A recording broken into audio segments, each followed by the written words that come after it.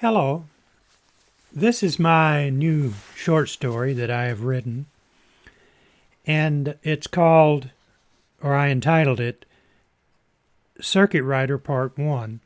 I placed a video on my YouTube site as a teaser to this new short story that I have written, and I will reiterate, I probably will make some grammatical errors.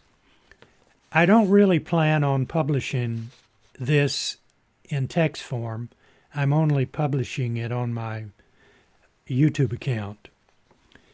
So, thank you very much for joining. I hope you enjoy this short story entitled Circuit Rider. This is part 1.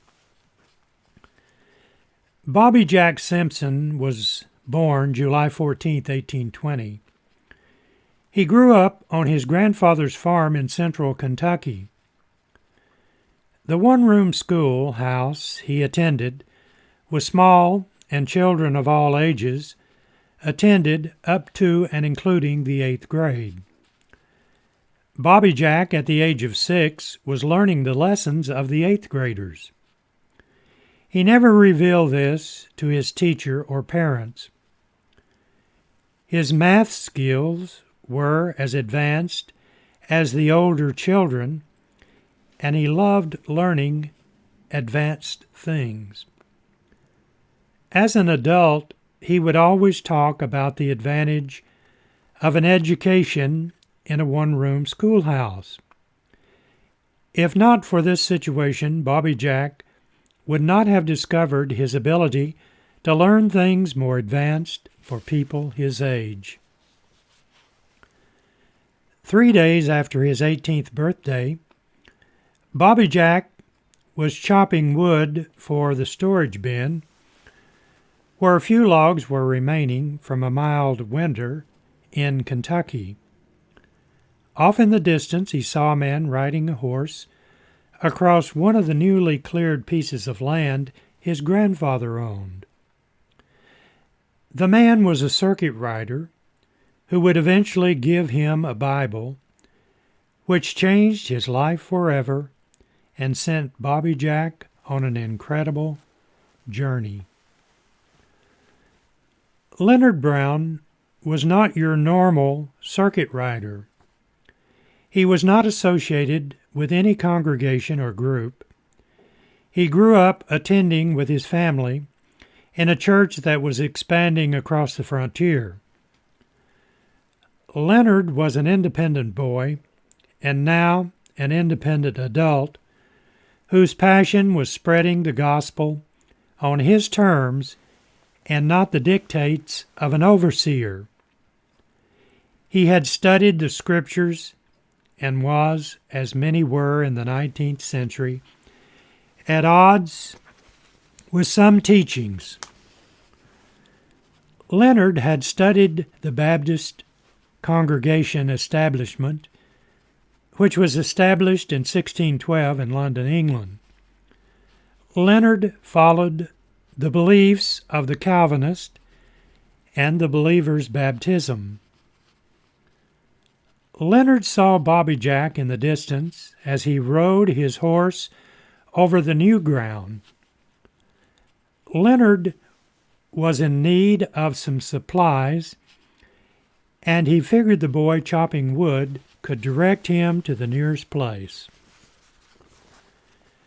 Bobby Jack tossed the split logs into the cradle and buried the axe into the chopping log as Leonard rode up and stopped about 20 yards from the log house and 15 yards from where Bobby Jack was standing, wondering who this stranger was.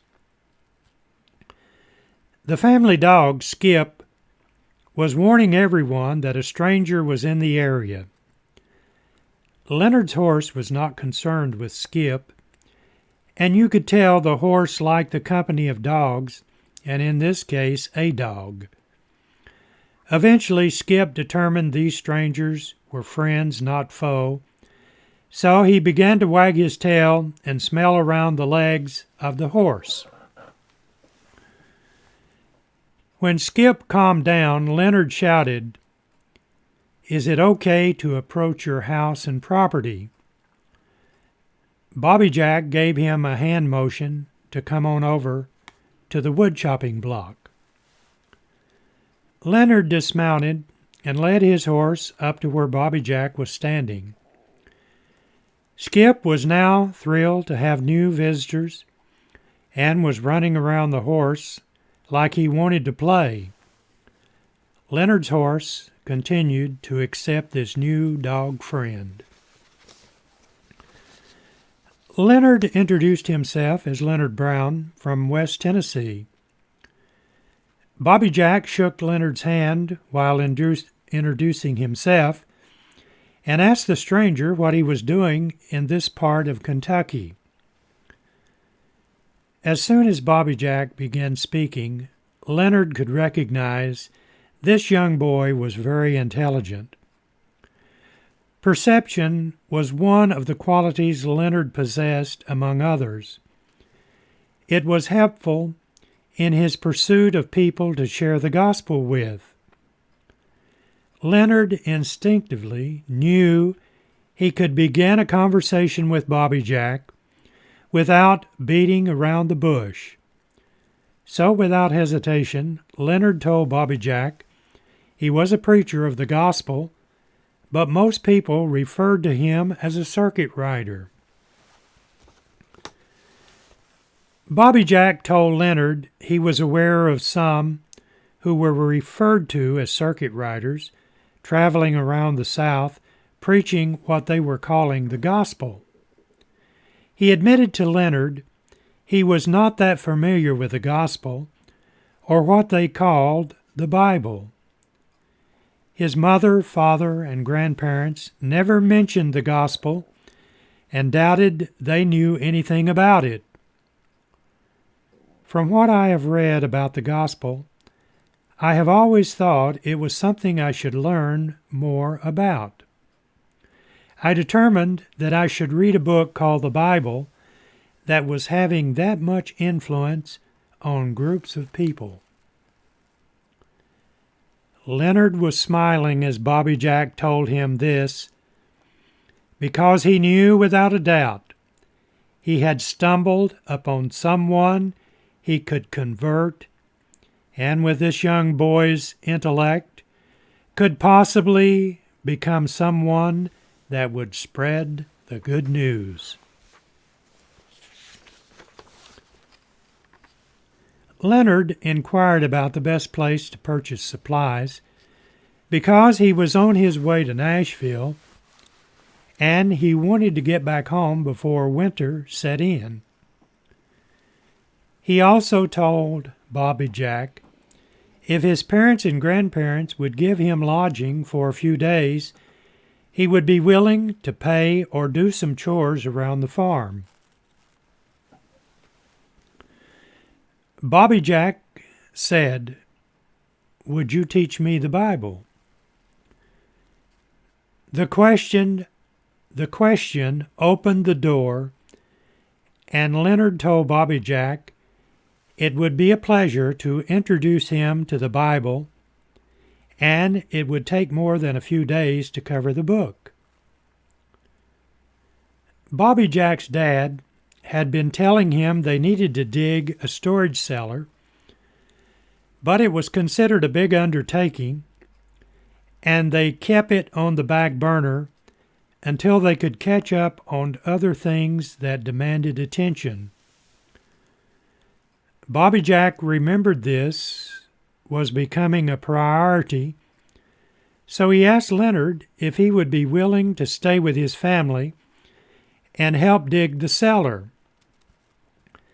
Bobby Jack also added he could use the evening and rainy days to teach him the Bible. Bobby Jack's intellect was telling him that Leonard's main purpose was teaching the Bible, so he would jump at this chance, which he did. Leonard was ecstatic knowing he was on the way to leading this young intellectual boy to Christ. He walked over to his horse that was grazing at the corner of the yard and pulled out a Bible from the saddlebag, which he gave to Bobby Jack, telling him to start reading from the first chapter to the last.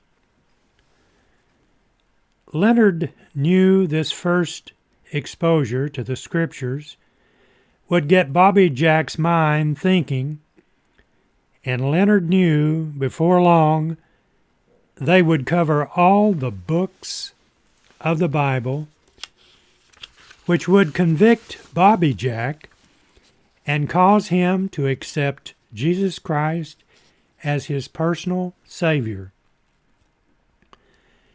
Leonard had no doubts about leading Bobby Jack to accept Jesus because he knew the chance meeting with the boy chopping wood was a divine thing.